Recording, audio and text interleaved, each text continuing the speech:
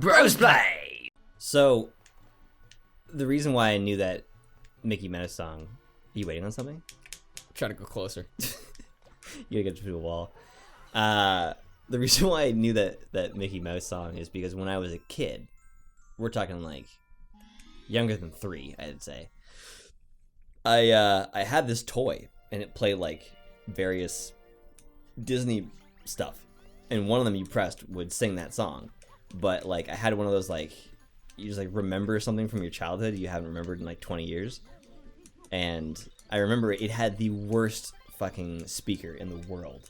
I'm talking you could barely understand what it was. I knew the tune when I was a kid, but didn't know the actual song until I was maybe like a young adult, and then didn't connect those 2 dots of me having that thing until I was like 25. Oh, really? So it came out like...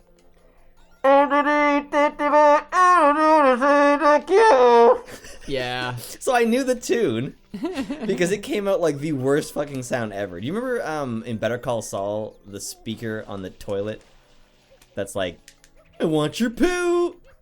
Oh my god. Remember that? Yes, I totally remember that invention. Or the or that invention, the actual invention someone made on that Canadian Inventor TV show that like comforts your dog and it's like, good boy! I do remember that. You remember like how blown the speaker was? That's what it was. It was coming out of a keyboard in the early 90s, so oh my god. For a child, so it was definitely low quality.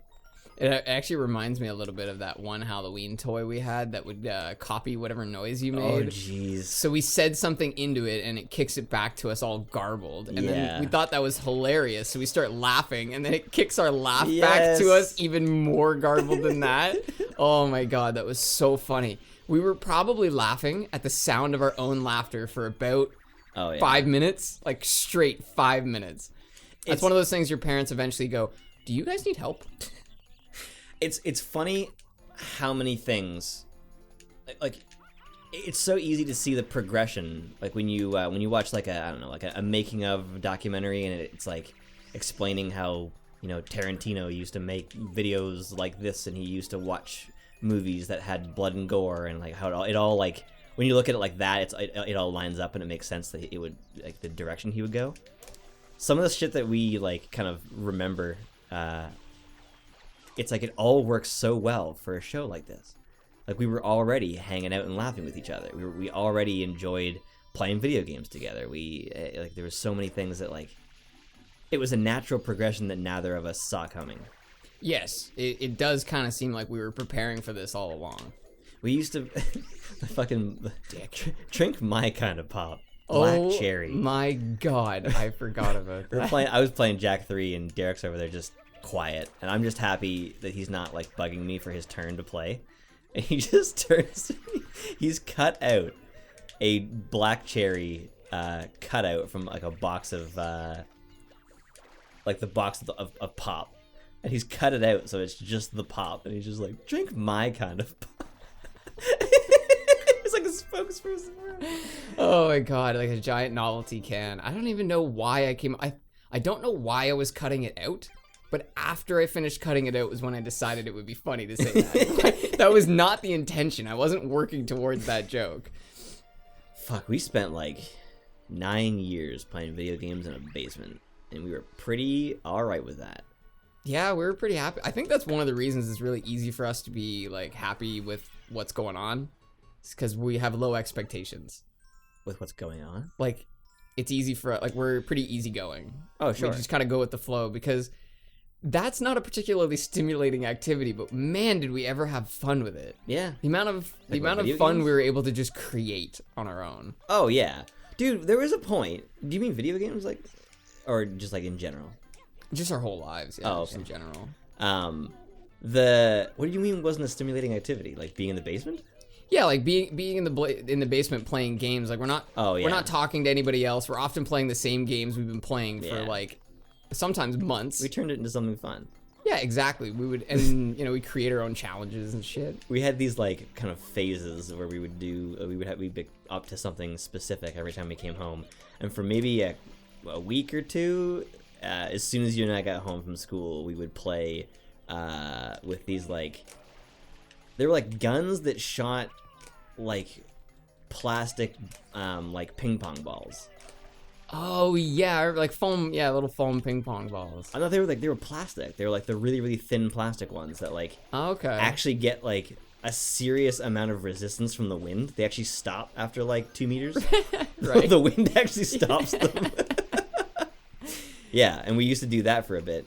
It's funny how you can make fun out of such a simple thing, and like, you know, nowadays we have all this terminology and our standards are super high, and it's like, man, this map isn't very well balanced. But the map that we made, playing little toy guns, was like a single room in a basement with one piece of cover. Yeah. And we were totally cool with it. Yeah, like, didn't have to be balanced. and part of it is because when you're playing with the right people, they're not interested in abusing like things that you haven't made rules about, right? Right, exactly. You don't need balance if everybody is in good faith. And that's why I like to say when people get really upset about the way people are in a certain game, and it's like, blame the parents. The people who make that game are essentially the parents of the players. They choose absolute truths about what you can and can't do in the game, and if you can do it for a long period of time and everyone knows about it, then it's them who hasn't decided to stop it. Yeah, at any time they could patch over that. It's like that, you know, that kid's into drugs, he's bad. And it's like, well, maybe his parents are. Like, it doesn't always have to be that way, but like to just blame the players is not correct. It's a healthy balance to strike between, you know, the blame that people ultimately have to take for their own actions and the blame that definitely lies with certain parents. Yeah. Right? Because just some people get a raw deal, man. But you can't just forgive and forget everything. Right? You can't just be like, well, you had bad parents, so we're not gonna put you in jail for the murder. You say that. No, That happened. What? In the States. What? They called him the affluenza kid. Right. I've heard about that. I've never heard about the specific case though. He got out on house arrest, claiming that his parents hadn't taught him right from wrong. Jesus. After he killed like I don't know how many people. More than one person? It was in one crash, yeah. Oh, Yeah. okay. Maybe I did hear about this story. Yeah, it was terrible. Like he killed like part of a family, and he was let go. And then I'm pretty sure he totally fucked it up. I think they like tried to escape to Mexico or something. What? Yeah, they fucked it up. But Jesus. But the point was they were given a gigantic chance on the idea that he hadn't been taught. And it's like, so you're telling me that in the death of a family, a wrongful death of a family, that no one is responsible? Well, that it was just how it went? The thing that doesn't make any sense to me on that, wait, was he 16? I don't know. I believe he was. Yeah, maybe. So, to me, it would all be a matter of, did he have his license? If he didn't have his license, maybe that defense could work. But if he had his license, it was explained to him. The rules of the road were explained. I'm pretty sure I think he was under the influence as well. Right. I think it was joyriding. Yeah, if I remember correctly, he was joyriding and he was under the influence, which lends him some credibility. Because I wouldn't give him any credibility. Well, what do you do? Like you know, one of the things is when you're on parole, you're not allowed to associate with known felons. Right. So if you grow up in a family that's all felons, you're not allowed to see your family. Right. So that's like, well, that's kind of weird. So this, you know, little girl, little boy grows up in a family and people are telling them like, this is how you make money. You steal it from people. Right. It's like, oh, Jesus, now what do we do? I'm actually watching Animal Kingdom right now, which is all about that. It's about a family it's a criminal family who specialize in stealing shit. Criminal, like, not like Shameless, right? Where they're just criminals because they have to be. No, like they're willing to do stuff beyond theft, but it's like their main thing. And they're smart. They're really smart. But the mom, who has 3 children from different fathers and then adopted one, like she raised those kids to be that way. Like she didn't like tell them about the other ways to live. Yeah, what we're doing is wrong, but we're still gonna do it. Right. And they're all like, what I love about the show is that none of the characters are good. They're great characters, but they're horrible people. And even the best of the group are either complicit or totally cool with the worst shit ever. Jesus. And like, it's really well done. So I'm not rooting for anybody. Like, they're all terrible. I'm just fascinated with the world they live in and very interested in what the shit that they do to each other. It's hard to watch sometimes, though, isn't it? Not with this show's pretty good. Oh, that's good. Yeah, Shameless I had a hard time watching. I just had to stop after maybe a season or two. Sometimes I even find Better Call Saul can be hard to watch. I only got one season. Really? I love that show. If I ever go back to a Vince Gilligan show, it'll be Breaking Bad. Oh, interesting. You see, you just weren't as big a fan? I know it is so well crafted to be painful to watch. Yeah. That I would rather just watch the core of the series. Right, the source material, if but you will. I love the guy who plays Saul. I forget his name. What is that? He always that little platform. Yeah. It raises you up if you fall down. Oh, okay. Right, 'cause you got to do this. The guy who plays Saul, he reminds me of the guy who plays BoJack Horseman. He's not that guy, but they remind me of each other. Like just in his voice, I guess. Just his looks and his voice, yeah. Oh, really? Yeah. Oh, interesting. But Better Call Saul was quite well done. It's like one of the best examples of a spinoff. It's like how you take a character. You leave your vibrator on your phone, dude? I did. You unprofessional. I'm sorry. You unprofessional. I was like, it's not next to me, so it won't bother us. Yeah. Well, such a noob is that you're a recording noob. A rube. Rubes. See, I think there's more than one meaning of that word. I'm pretty because I think simpleton is like one of the versions of it, but I'm pretty sure another one is like specific to a group of people. Really? Yeah. Because I don't think that Homer Simpson was calling them simpletons, right? Right. I think he was calling them more like posers. Maybe. Or hosers. Hosers? Hosers. You know that Kevin Smith made a film called Yoga Hosers? Yeah. What's that about? He wrote it for his daughter to star in, so it's like a teenage flick. Okay. Set in Canada. Of course. So he made 3 movies, I think it was, or 4, that were all written on podcasts. It wasn't intended to start that way. It just kind of turned into something. But essentially, him and Scott Mosier wrote like the framework for a movie in the middle of a podcast. It became really funny. It got Kevin thinking. He wrote an actual screenplay and a script and turned it into a real movie. Gotta love that. Imagine how hard worker you gotta be to just be like, you know what, that's a good idea. I'm just gonna hammer out a screenplay. Well, in the past, he's either done really goofy shit or he's done really serious shit. Like, have you seen Red State? Mm-mm. It is fucked. It is about a militia style religious group who lives in the desert in the States. Whoa. And it is really well done. It is super fucking brutal and gory. Like Kevin really knows how to do like brutal action the same way he knows how to do. He knows how to film comedy. He also knows how to direct horrible shit too. It's quite good. Yeah, I haven't seen Tusk, and I don't know if I want to. And Tusk is kind of in the middle. Tusk is like really serious subject matter, but approached in a very silly way. The actors are all great. He managed to I think he got the attention of Johnny Depp. So Johnny Depp is in it. And then I'm pretty sure Johnny Depp's daughter stars with Kevin Smith's daughter in Yoga Hosers, but I'm not sure if that's true. Yoga Hosers. So there's Yoga Hosers, Tusk, and Moose Jaws, which is also a Canadian Jaws, but with a moose. So it's like, the antlers poking up above the like long grass. Snow? Yeah. Oh my god. I haven't seen the film. I don't know if it's good.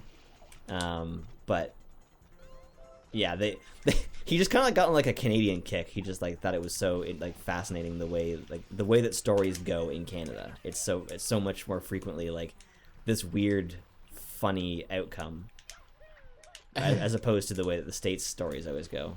It's like Florida Man.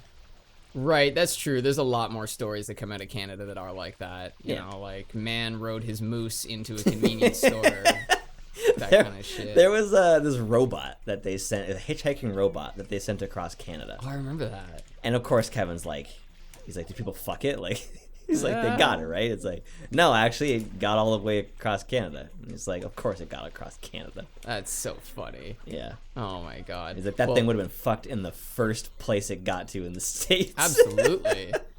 Absolutely. Well, what people often forget, though, is that just like anywhere else, like even though the average Canadian is like that, there are some people in Canada that are just as bad or worse. Dude, I read the bus every day. Oh, yeah. Well, you're dealing with a certain subset of the population on that. Yeah. Or you go to Toronto and you could mistake it for the States. Really? Well, I don't know. The hesitation. I don't know about that. People are much more aggressive. There's a lot less door holding, and it's just like they're crammed in such a tiny space that it starts to feel less like Canada than smaller towns. Yeah, that I will definitely agree with. And I think that even obviously happens in the States as well. Absolutely. Where, small towns have just a different vibe. People are a lot more cooperative. Yeah, because they know each other. It's a part of it is like being in a giant city. There's like almost anonymity to it because chances are you won't actually ever see that person again. Yeah, well, that's what people say about Hawaii. That's part of why people from Hawaii are so chill. Is because so few of them. Yeah, if you drive like an ass, you're going to see that person again at the convenience store, and they're gonna say, "Yo, Joe, what the hell? Like, why are you always driving like an ass?" I watched a documentary about a woman who someone tried to kill her on a race, that famous dog sled race. That's like 10 days long. I did hear this story. And some guy tried to kill her on a snowmobile, and like she's on the Yukon River, I think it is. The way they describe it is like about as isolated as a person can ever be in the world. It's like there's basically nobody for kilometers. And the dude tried to kill her, I think he ended up hitting another sledder at one point as well, and lost the bumper for his sled. Oh my god. And there's like one fucking town. So they just drove around until they found the one snowmobile missing its fucking bumper, and they found the guy. It was like really easy to do. Just some people, man. Apparently, he actually admitted to it. He pled guilty. He said he was blackout drunk. I don't even think he realized what he was really doing. Like hidden resentment for like people who do the race or something. I don't know. Weird. Yeah. That's dark, man. But look at that. Like even that story in Canada. It's like this guy who did something terrible was like, "Yep, that was me. I'm sorry about that." So that was in the Yukon? Yeah, I guess that's actually, you know what? It might have been technically in the States. Because I was gonna say, I love how. But they look just at that. Have that. All you need to be is an enclave. Yeah. I guess not technically an enclave, right? They're attached by the Panhandle, aren't they? No, the Panhandle doesn't connect. But I still don't think they're an enclave because they're not a whole country. Well, actually, no, you're right. They would be an enclave. Yeah, I'm pretty sure an enclave is it can be a section of a town. Yeah, a portion of a country. Yeah. It is just, it's crazy how they own that. It's like, why is that not Canada? They own our biggest, most efficient highway. What? There's a company in the States that owns the 401. The 407? 40. I thought that was owned by a Spanish company now. Well, either way, it's not. You're talking about our toll road, right? Yeah. Yeah, it's owned by a Spanish company. Really? Yeah, which a lot of people are upset about because it's a very expensive road. So the idea is that money should be coming back into the society, but whatever. That's another topic. I don't know. I'm insulated and sheltered enough to not have to deal with that. With the driving aspect? I just mean problems that big. Oh. Yeah, that's something I'm starting to notice is that just problems just keep getting bigger and bigger, it feels like. No, that's just... Like, as you get older. That's just hindsight bias. Well, I think it's also exposure. Nostalgia bias. Like, I think you're just exposed to more things. Past bias. Past bias? History bias? It's past bias. That was a pretty good pun, actually. Thank you. There was some teeth on that one. Yeah. Yo Delfino, my joke's pretty good. What? Tried to follow it up. Yep, nope. Yo Delfino, my joke's Debs alert. Bad jokes on the horizon. Pretty plazing. Pianta village. Pianto. All right, you want to have a race? You want to race me? You think you can outrace me? Piantissimo? What does that even mean? It's got to be a name, right? I think it's a name. Pretty sure it's his name. But that could be a nickname. It could be like Fast Purple Head Guy. Also, for the record, if you're going to make somebody's name Il Piantissimo, make the I and the L different. And avoid exclamation marks that look just like it. Because he looks like, wow. Il Piantissimo? Well, no, he looks like Piantissimo the second, but it's before the word, so it's just weird. Piantissimo the ill? The illest? He's so ill. Bro. In your life, have you ever seen an ill man quite as ill as Il Piantissimo? Never. Not once. You're gonna lose this. You lost. I lost. How did you lose that? I tried to dive. Not exactly the speed run we promised.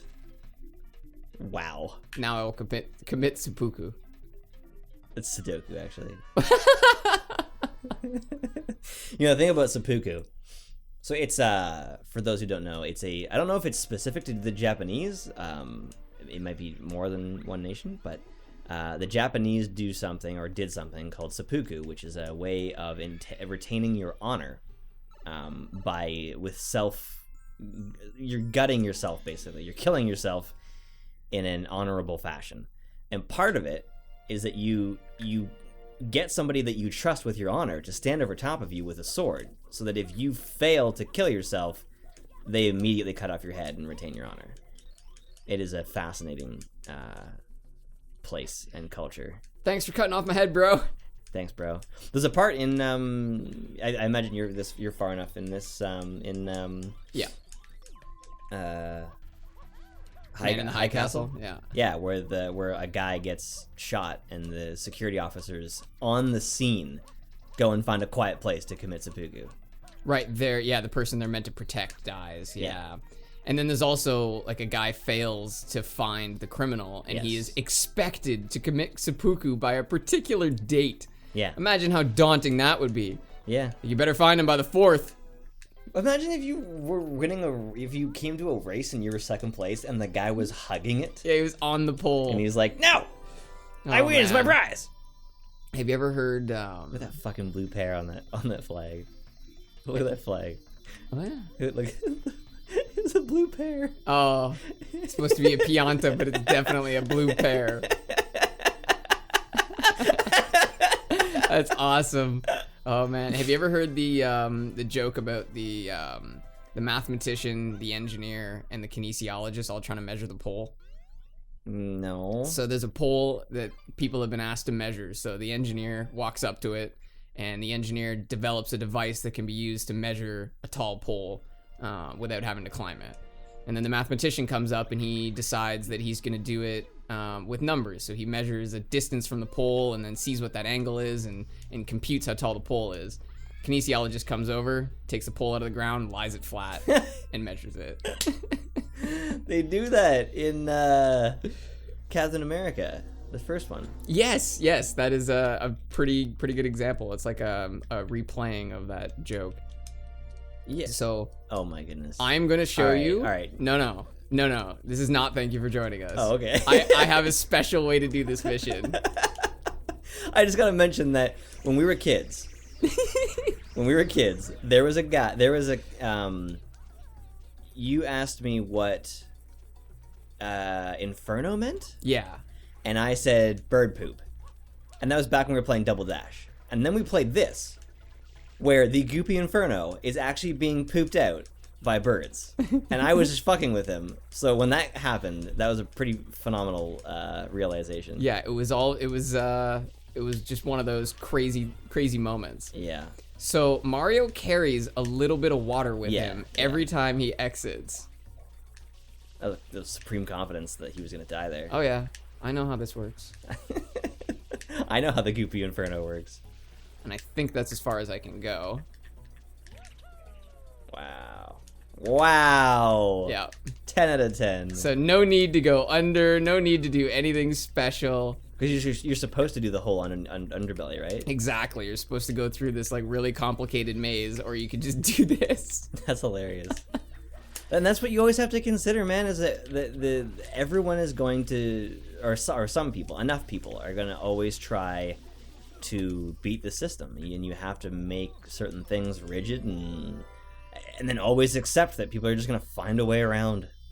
Yeah, and accept that is still one of my favorite things about this game is cheating this level.